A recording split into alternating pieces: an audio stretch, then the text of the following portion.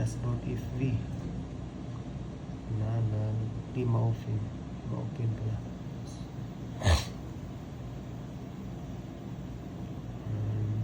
Punta tayo sa settings. Hanapin natin settings ito, click natin ito.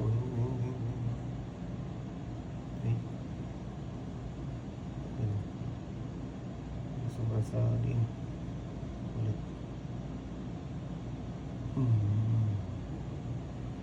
Bigat kasi ng mga daliri kong idol eh. Next natin i-click ang app management. Tung! Tapos app list. Tung!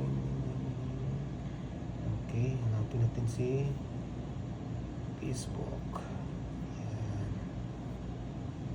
Tandaan natin mga idol. Facebook. Saan ka na? Facebook. Ay, lumpas. Ito. Ito. Click natin si Facebook. Tapos click natin ang storage and cache. Ayan. Pronounce yan. Bahala kayo. Search nyo rin. Click natin. Ito. Tapos hanapin natin ang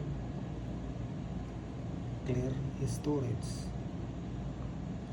Ito. Sa baba. Kita nyo. Ito yung daliri ko madumi. Ito. Click natin. Ito. Yan. Talabas na si delete apps data. Click natin yung delete. Yan. Delete. Tapos yun na yun. Mga idol, salamat sa kapanood. At saka yung ano ko palang CP na ginamit ko ay Infinix to mga idol. Sa mga Infinix na naka-encounter sa dashboard ng FB na di ma-open, panoorin nyo to mga idol. Thank you.